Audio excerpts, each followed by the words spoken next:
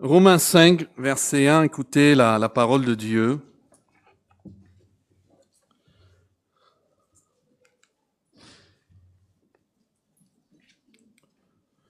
Je ne sais pas si mes... Ah, peut-être ils ne sont pas là. Étant donc justifiés par la foi, nous avons la paix avec Dieu par notre Seigneur Jésus-Christ, à qui nous devons d'avoir eu par la foi accès à cette grâce dans laquelle nous demeurons fermes, et nous nous glorifions dans l'espérance de la gloire de Dieu. Alors regardez ce verset 2, un moment s'il vous plaît. Il dit que nous avons accès à la grâce de Dieu et que nous demeurons fermes dans cette grâce, dans cette nouvelle position que nous avons devant lui. C'est une position privilégiée que nous avons. Tous n'ont pas accès à cette position privilégiée devant Dieu. C'est donc, comme dit le second 21, c'est par son intermédiaire que nous avons accès par la foi à cette grâce dans laquelle nous tenons ferme. Et la fin du verset 2 nous dit que nous glorifions de l'espérance d'avoir part à la gloire de Dieu. La traduction Parole vivante dit « Nous savons que nous serons associés à cette gloire. Notre espérance nous fait exulter de joie, car un jour, toute la splendeur divine sera notre. » C'est-à-dire, on regarde l'avenir et on est rempli de joie et d'espérance. Quelle espérance! Et cette espérance n'est pas enlevée par les difficultés. Vous voyez ça au verset 3, regardez maintenant le verset 3. Bien plus, nous nous glorifions même des afflictions, sachant que l'affliction produit la persévérance. Nous pouvons glorifier Dieu même dans les situations les plus humbles, les plus éprouvantes de notre vie. Comment est-ce que ça c'est possible? Parce que nous savons quelque chose d'essentiel. Et comment le savons-nous? Parce que la parole de Dieu nous l'enseigne. Regardez, c'est ici. On n'aurait pas su ça de nous-mêmes, mais la parole de Dieu nous enseigne que la souffrance produit la persévérance. Sachant que l'affliction produit la persévérance. Vous voyez ça? C'est la Bible qui nous le dit. Et la persévérance, c'est quoi? C'est cette capacité de continuer à avancer malgré toutes les oppositions. Ça, c'est la persévérance. Et Romains 5,4 nous dit, notez-le, que la persévérance produit la victoire dans l'épreuve, et cette victoire produit encore plus d'espérance. Et le verset 5 nous assure que la confiance ne sera jamais déçue. Vous voyez ça? Or, l'espérance ne trompe point, ou notre espérance ne risque pas d'être déçue. Ça, c'est sûr et certain pour tous ceux qui sont en Christ. Et d'où vient cette confiance? C'est quelque chose qui se passe, notez le verset 5, dans nos cœurs. Ce n'est pas le fruit de nos propres efforts. Il s'agit d'une œuvre surnaturelle. En effet, l'amour de Dieu est répandu dans nos cœurs par le Saint-Esprit, comme le souligne le verset 5. Or, l'espérance ne trompe point, parce que l'amour de Dieu est répandu dans nos cœurs par le Saint-Esprit qui nous a été donné. Et quelle est la base maintenant? On progresse dans le chapitre. Quelle est la base de cette espérance que nous avons grâce à l'amour de Dieu répandu dans nos cœurs? Quelle est la base de tout cela? Quel est le fondement solide? nous trouvons ça exposé au verset 6. C'est ceci, car lorsque nous étions encore sans force, Christ, au temps marqué, qu'est-ce qu'il a fait? Il est mort pour les impies.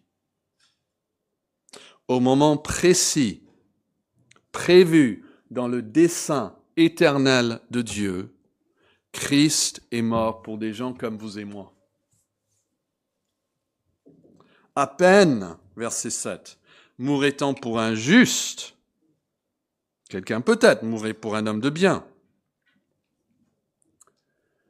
En fait, si vous allez dans tous les villages de France, vous voyez que même lorsqu'il s'agit de la patrie, c'est tellement extraordinaire de mourir pour quelqu'un d'autre que nous érigeons des monuments en leur honneur, nous organisons une fête nationale pour célébrer le courage et le sacrifice de ces personnes mortes pour la France. Tout cela lorsque ce sont des enfants de la patrie qui donnent leur vie pour la patrie. C'est quand même toujours extraordinaire.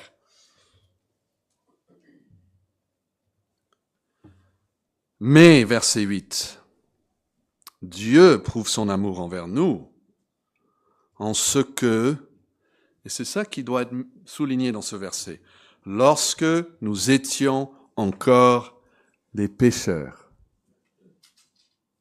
Christ est mort pour nous. Ça, c'est la première fois en Romains que le merveilleux sujet de l'amour de Dieu est mentionné. Après 4 chapitres riches en enseignements, nous arrivons enfin à cette déclaration extraordinaire. Dieu nous aime. Dieu nous aime.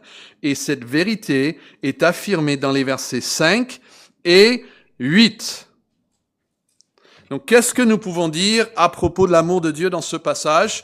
Deux choses, juste pour nous aider à comprendre. 5 et 8. Notez-le au verset 5. Qu'est-ce qu'il dit par rapport à l'amour de Dieu? L'amour de Dieu a été répandu dans nos cœur. Il s'agit ici de l'amour de Dieu pour nous, pas notre amour pour lui.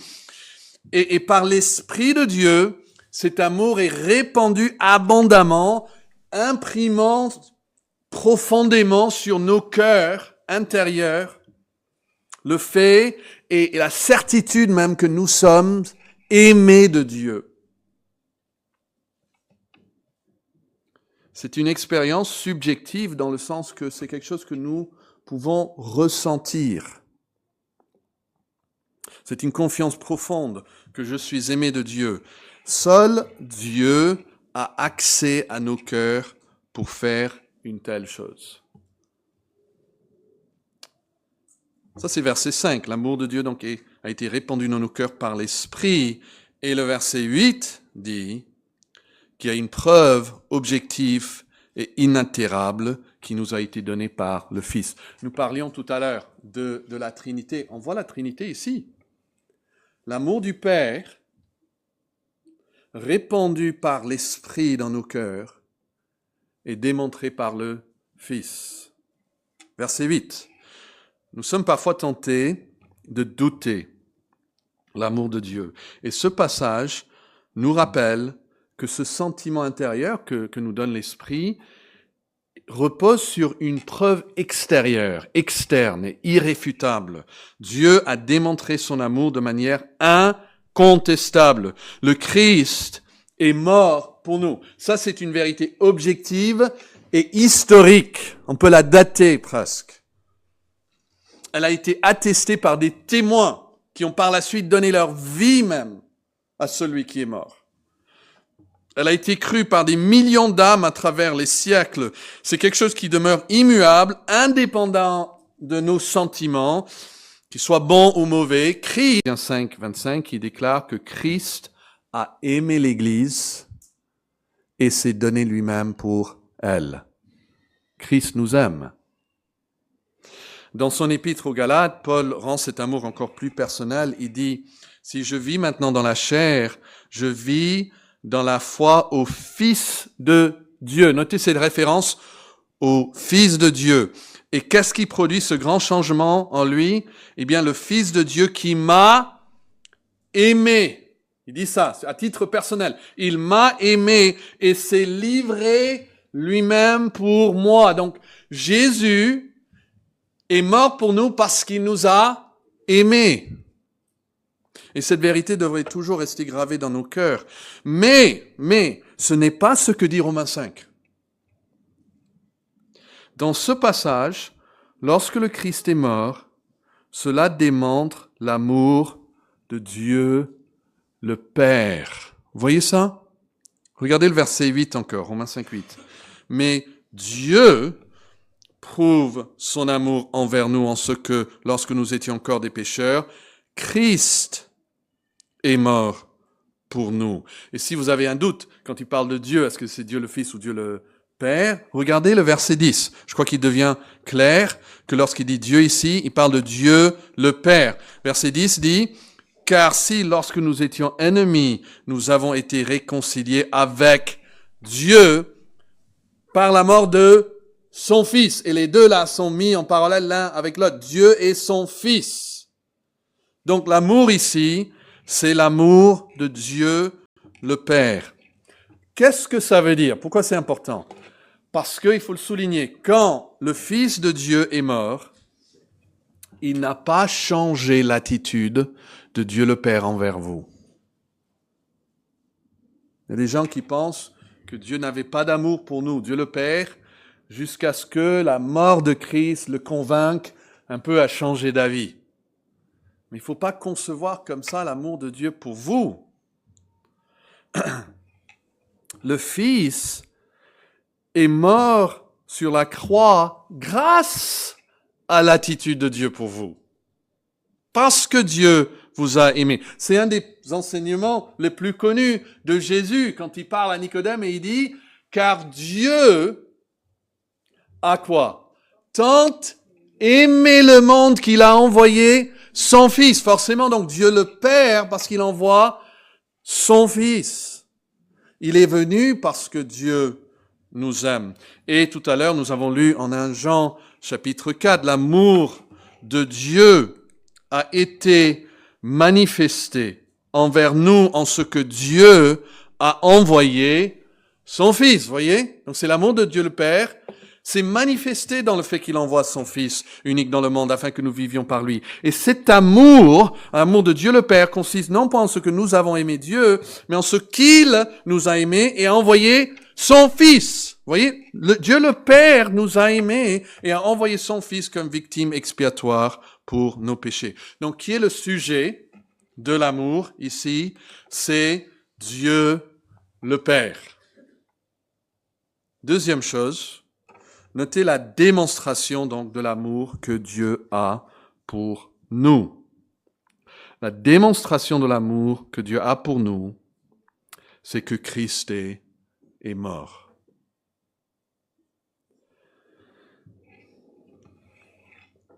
Si je vous demandais, êtes-vous sauvé? Et vous dites, oui, je suis sauvé, merci Seigneur. Et puis je vous dis, sauvé de quoi? Qu'est-ce que vous allez dire? Une chose qu'il y a dans ce passage, regardez le verset 9. Romains 5, 9. À plus forte raison donc, maintenant que nous sommes justifiés par son sang, serons-nous sauvés par lui de quoi? La colère. Sauvés de la colère. La colère de qui? Mes parents? Mes amis? Ma propre colère? Je vous invite à reculer jusqu'au chapitre 1 et regardez le verset 18. Il y a la réponse là. Romains 1, 18 nous dit que c'est la colère de qui? La colère de Dieu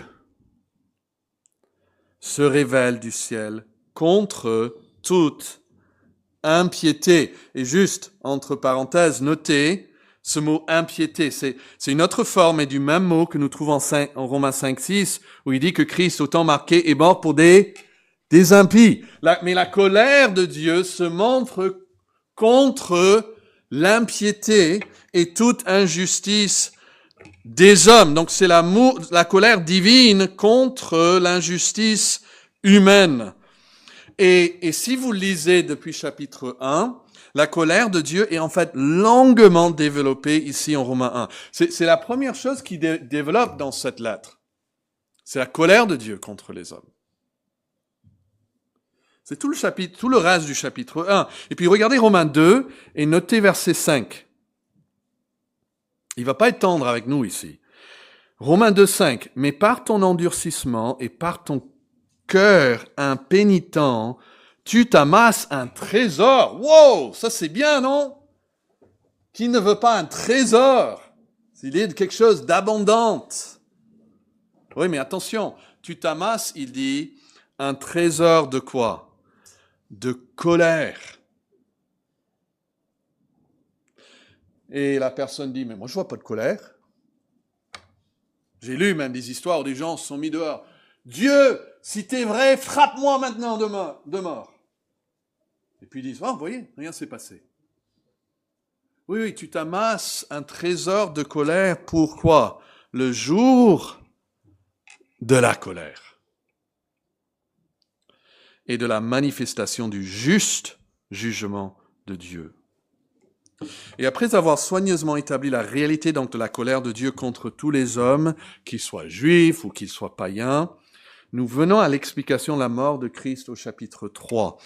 Il est très important de comprendre Romains 3, car Romains 5 suppose qu'on a déjà lu et compris Romains 3. Et donc trouvez Romains 3, parce que l'explication principale de la mort de Christ se trouve dans un seul paragraphe qui commence à Romains 3, 21, mais le cœur de l'explication se trouve au verset 25. Donc on va uniquement lire Romains 3, 25.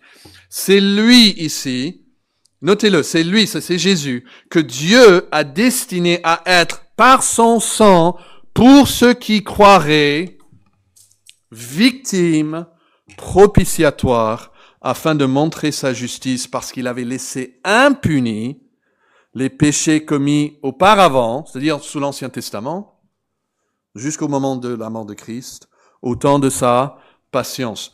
Notez qu'il y avait un temps où Dieu a laissé impunis les péchés commis auparavant. Cela suppose que le temps est venu où Dieu va faire quoi?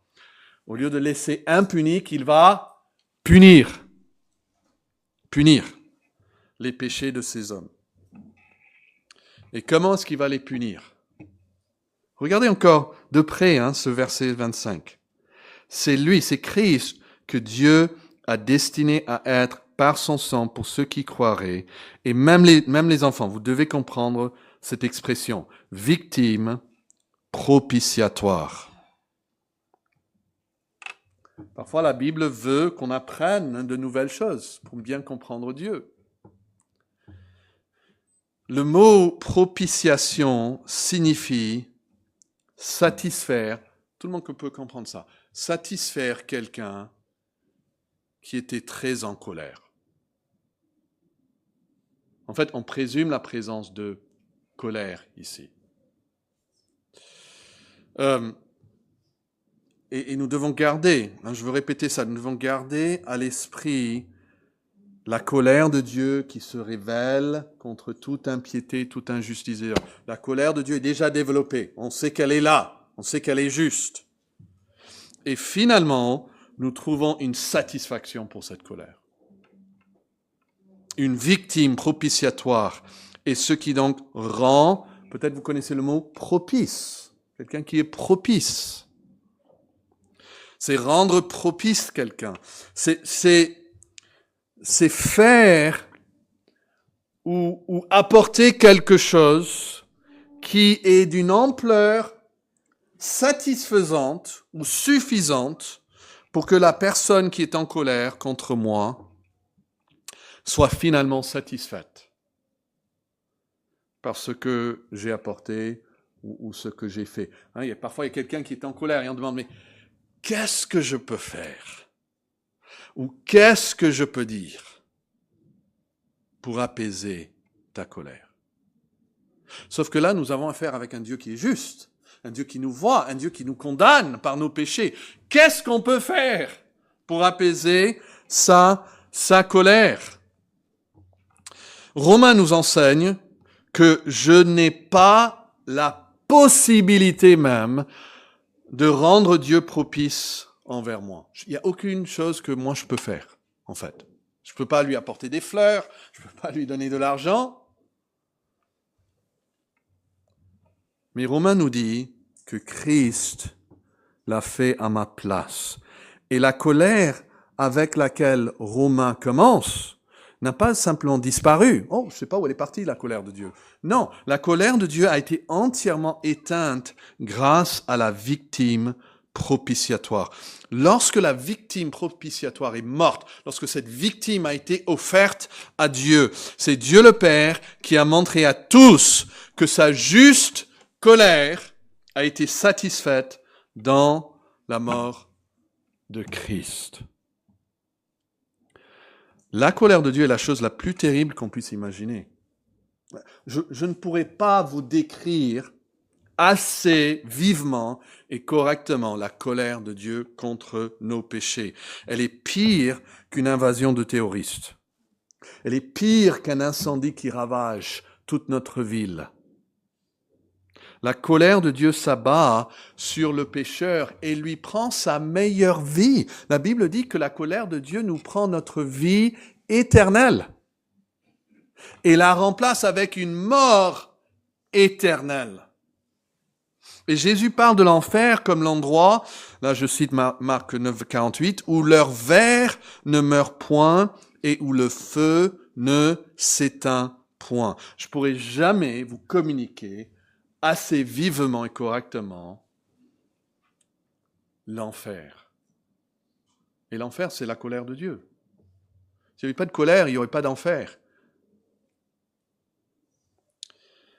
Mais l'Épître aux Romains nous dit que le seul moyen de propitier la colère de Dieu est par la mort d'un substitut, une victime propitiatoire, le Seigneur Jésus-Christ. Et en Romains 3, 25, Dieu démontre publiquement quelque chose au sujet de sa colère. Il démontre que sa colère maintenant est propitiée. Et lorsqu'il aborde maintenant, pour revenir au chapitre 5, ce 5e chapitre, il tient pour acquis que la mort de Christ nous sauve de la colère de Dieu. Ça, c'est comme il nous a déjà expliqué. Nous l'avons déjà reçu. Nous l'avons déjà cru. Et ce qu'il veut faire maintenant au chapitre 5, c'est nous dire quelque chose en plus. Non seulement la colère de Dieu est-elle propitiée à la croix, mais qu'est-ce qu'il nous dit au Romains 5 ? L'amour de Dieu est aussi démontré à la croix. Vous voyez, il y a ces deux choses qui se passent. La colère de Dieu est propitiée à la croix, mais l'amour de Dieu aussi est démontré à la croix. Et nous ne devons jamais imaginer que la colère de Dieu et l'amour de Dieu s'excluent mutuellement. Il serait erroné de penser que lorsque Dieu, le Père, a laissé abattre ou s'abattre sur le Christ sa colère, il aurait d'une certaine manière cessé de l'aimer. Bien au contraire, Dieu le Père n'a jamais cessé d'aimer son Fils. Il lui a dit plusieurs fois, publiquement même, « Tu es mon Fils, et je prends un grand plaisir en toi. » Et de même, l'amour de Dieu pour le pécheur a trouvé un moyen de satisfaire pleinement la colère que Dieu avait envers le pécheur. Donc c'est pas comme si Dieu était en colère envers nous, et puis il a changé, et maintenant il nous aime. Non, il nous aimait tout en étant en colère. Et cet amour, pour nous, qu'il a poussé à trouver un moyen de satisfaire à sa colère, pour que son amour puisse se démontrer pleinement. Nous ne devons jamais penser que Dieu a montré d'abord sa colère, puis il a manifesté son amour. Au contraire, l'amour de Dieu a œuvré pour apaiser la colère de Dieu, permettant qu'elle soit satisfaite de manière juste et que son amour soit gracieusement répandu. Donc, gardons cela à l'esprit. Romains 3, la mort de Christ est la propitiation de la colère de Dieu. Et Romains 5, la mort de Christ est la démonstration publique, incontestable de son amour pour nous. Et les deux choses qui se font à la croix. Et notez Romains 5, verset 6. Car lorsque nous étions encore sans force, au temps marqué, Christ est quoi? Il est mort. Vous voyez ça? C'est ça la démonstration. Verset 8. Christ est mort pour nous. Verset 10. Réconcilié avec Dieu par la mort de son Fils. Verset 11. Notre Seigneur Jésus-Christ, par qui maintenant nous avons obtenu la réconciliation. On ne parle pas directement de sa mort, mais c'est par sa mort que nous avons obtenu la réconciliation. Donc, quelle est la démonstration de l'amour que Dieu a pour nous? Quelle est la démonstration? Vous dites, comment? Démontre-moi que Dieu m'aime. C'est que Christ est mort pour nous. Ça, c'est la démonstration de l'amour de Dieu. La mort de Christ pour nous. Mais troisièmement et dernièrement, notez quelque chose de plus. Parce que la vraie bénédiction de notre texte n'est même pas dans ce que nous venons de dire. Ce qui rend ce texte unique, ce qui donne à ce texte sa place essentielle dans les Écritures, ce qui ferait de l'Écriture incomplète s'il n'y avait pas ce texte, ça rendrait l'Écriture incomplète, c'est ce qui est au cœur du sujet tel qu'il est présenté en Romains 5, les versets 6, verset 7 et verset 8. Et c'est où l'Esprit nous montre ce qui, dans cette mort, prouve l'amour de Dieu pour nous. Qu'est-ce qu'il y a dans cette mort qui prouve l'amour de Dieu pour nous? Les versets 6, versets 7 et 8 sont tous consacrés à une chose. Et c'est la grande chose qui nous est dit à propos de cette mort. Regardez dans vos Bibles pour le noter. Romains 5, 6. Car lorsque nous étions encore sans force, Christ au temps marqué est mort pour des impies. Il va le développer. À peine mourrait-on pour un juste. Quelqu'un peut-être mourrait pour un homme de bien. Mais Dieu prouve son amour envers nous. Comment est-ce qu'il prouve son amour envers nous? Pas simplement du fait que Christ est mort, mais en ce que, voici encore ce qui est à souligner, lorsque nous étions encore des pécheurs, Christ est mort pour nous. Donc, ce qui, dans cette mort, prouve l'amour de Dieu pour nous, c'est le fait quoi? Que nous étions encore des impies et des pécheurs quand il l'a fait. Ça prouve que Dieu nous aime. Vous voyez ça, verset 6, Christ est mort pour des impies. 2 Pierre 2,5 parle du temps de Noé et il dit que Dieu a fait venir le déluge sur un monde d'impies. C'est le même mot. Et le verset suivant, en 1 Pierre, répète ce mot et l'associe aux hommes de Sodome et Gomorrhe. Et ce texte nous dit que Christ, au temps marqué, est mort pour des impies. Des personnes comme à l'époque de Noé, ou comme les citoyens de Sodome et de Gomorrhe. C'est le caractère des personnes pour qui Christ est mort qui est souligné. Vous voyez ça au verset 8, Christ est mort pour qui? Des pécheurs. Et notez le verset 10, regardez le verset 10. Tout cela s'est produit lorsque nous étions quoi? Ennemis.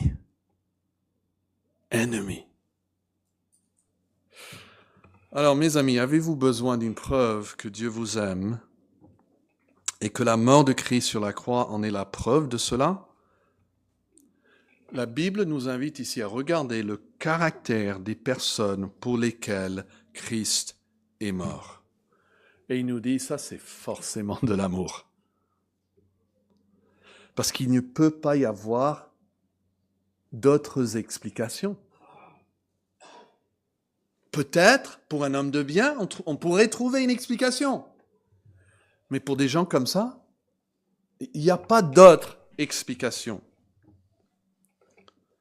Ça, c'est l'essentiel de ce message. Une façon de voir l'amour de Dieu est de se regarder soi-même. Regardez-vous dans le miroir de la loi de Dieu. Regardez-vous dans toute votre laideur, avec tous vos péchés. Et puis dites-vous, Christ est mort pour des gens comme ça. Comme ceux que je vois dans le miroir. Christ n'est pas mort pour des gens dont le caractère pourrait pousser quelqu'un à mourir pour eux.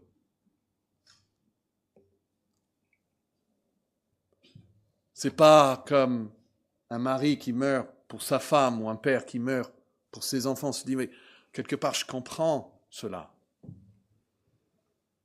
Certaines personnes meurent pour leur pays. Mais la Bible souligne le fait que ça, ce n'était pas ce qui s'est passé sur la croix. Les personnes pour lesquelles Christ est mort n'étaient pas justes et n'étaient pas bonnes. Vous voulez voir qui nous sommes? Regardez, tournez une page en arrière, trouvez Romains 3. Rappelez ça, je vous dis, ça développe la colère de Dieu et nos péchés. Regardez Romains 3, verset 9.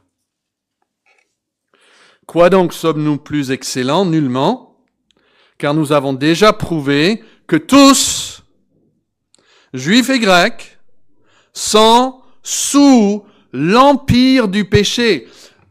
Personne, j'ai jamais rencontré quelqu'un qui me dit « je suis parfait ». Non, mais bien sûr, j'ai des fautes. Mais ils ont quand même l'idée que c'est anormal. C'est l'exception. La faute, c'est l'exception. La règle, je suis quand même assez bonne. Non, il dit, ils sont tous sous l'empire et l'emprise du péché. Selon qu'il est écrit, il n'y a point de juste. Ah oui? Oui, pas même un seul. C'est vrai, verset 11. Nul n'est intelligent dans le sens que nul ne cherche Dieu. Tous sont égarés. Tous sont pervertis. Il n'y en ait aucun qui fasse le bien, pas même un seul. Où voyez-vous une exception pour vous mettre là, dans l'exception? Non, il n'y a pas d'exception. Et ce qui est frappant, c'est que le Saint-Esprit va parler d'un seul aspect de notre caractère, maintenant. C'est-à-dire, Dieu va aborder une activité spécifique, et cela va suffire pour montrer que nous sommes tous des individus méchants. Qu'est-ce qu'il va montrer? Regardez le verset 13, Romains 3, 13. Leur gosier est un sépulcre ouvert. Ils se servent de leur langue pour tromper. Ils ont sur leurs lèvres un venin d'aspic.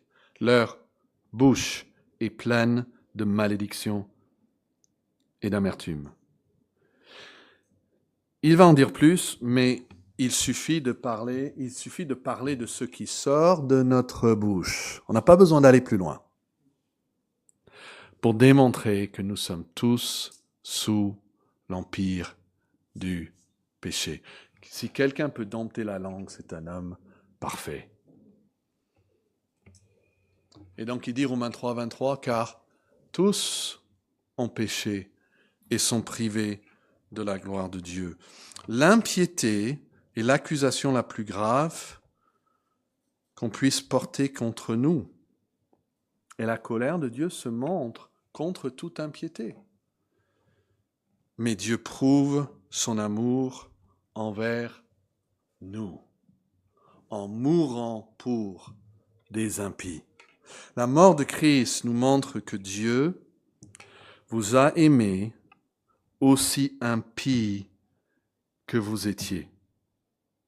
Aussi impie que vous étiez. Comment expliquer que Dieu ait pris le Fils de son amour, qu'il ait pris le couteau qu'il a interdit à Abraham de faire contre son fils et qu'il a versé le sang de son fils, si ce n'est l'amour de Dieu pour vous. Peut-être vous êtes venu ce matin avec quelques doutes dans votre esprit quant à l'amour de Dieu pour vous. Et peut-être ce qui vous cause ces doutes, c'est ce qui est mentionné au début du chapitre 5, la tribulation. Ça parle d'une pression extrême, et la tribulation me fait douter de l'amour de Dieu pour moi. Mais voilà ce que l'Esprit vous conseille ce matin. Au lieu de vous regarder et de dire « il n'y a pas moyen que Dieu m'aime », Romains 5 nous apprend à regarder et à dire « je suis impie et pécheur ou pécheresse ». Mais c'est le fait même que j'étais ennemi de Dieu, pécheur, impie, qui prouve que Dieu m'aime vraiment. Je sais que Dieu m'aime, parce qu'il est mort pour moi en tant qu'impie et ennemi. Il y a une histoire racontée de Martin Luther, où il sentait dans son esprit que Satan l'accusait et ramenait à sa pensée beaucoup de péchés du passé. Et il était angoissé par cela, attristé par cela. Mais Luther, au lieu de nier ou de s'effondrer sous le poids de ces accusations, il a répondu avec audace, il a parlé comme s'il parlait à Satan lui-même. Il a dit « Tu sais, tu n'as pas encore mentionné tous mes péchés. J'ai encore d'autres péchés que tu as oubliés. » Et puis il a ajouté « Mais tous ces péchés sont couverts par le sang de Jésus-Christ. » En voyant un péché en vous, la Bible vous invite à tracer une ligne sous l'amour de Dieu. Vous dites « Mais j'ai péché. Dieu m'aime. » Oui, mais moi j'ai vraiment péché. Encore, souligné. Ben Dieu, il m'aime vraiment. Oui, mais moi, vous savez pas. Vous savez ce que j'ai fait? Moi j'ai vraiment péché. Souligné encore. Mais Dieu, donc il m'aime vraiment.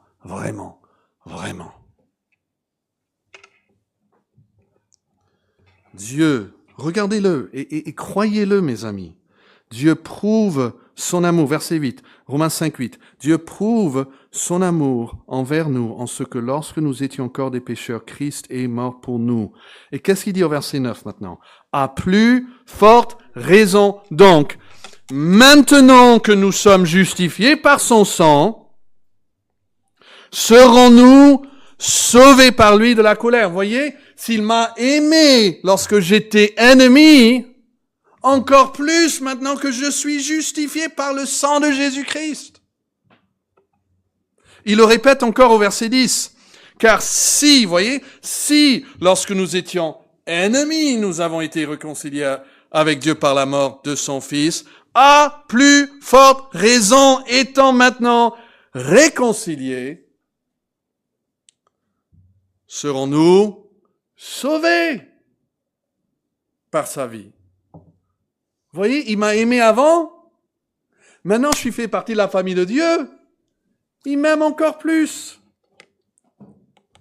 C'est ainsi un peu la logique. Si Dieu a aimé un pécheur au cœur dur, hostile et rebelle, qui ne voulait pas de Dieu, rappelez-vous de ces années sans Dieu, au point que le Christ est mort pour lui, comment ne pas aimer un pécheur faible et fragile qui se repent de ses fautes et aspire sincèrement à retrouver la communion avec lui. Prenons un père. Dites, j'ai vu ce que cet homme a fait pour les ennemis, ses ennemis dans la ville. Je suis sûr donc quand il rentre chez lui et c'est ses enfants, il va les aimer encore plus. Si Dieu vous a aimé lorsque vous étiez son ennemi, comment ne vous aimerait-il pas maintenant que vous êtes son enfant, aussi mauvais que vous avez pu vous comporter? L'amour de Dieu, donc, est indépendant de notre caractère ou de nos performances. L'amour de Dieu est inaltérable au fil du temps. Et l'amour est extrême dans sa nature. Christ est mort pour nous. Nous n'avons jamais vu l'extrémité de la colère de Dieu. Dieu merci. Mais nous avons vu l'extrémité de son amour. Parce que Christ est mort. Il est allé jusqu'à la mort pour nous. Vous ne devez pas quitter ce bâtiment en doutant de l'amour de Dieu. Vous devez l'embrasser et vous devez le recevoir. Et je vous invite à prendre votre recueil et à trouver le chant de Dieu, l'amour éternel. Je dois trouver le numéro, désolé. 246. 246. De Dieu, l'amour éternel, à mon cœur s'est fait connaître. Son amour était éternel. Maintenant, je le connais et je sais qu'il est réel. Comment? Par l'Esprit. Vous voyez, ça c'est Romains 5, 1 et 2. L'Esprit qui me pénètre. Et donc, aujourd'hui, toutes mes terreurs enfuient et une douce paix m'inonde. Oh, c'est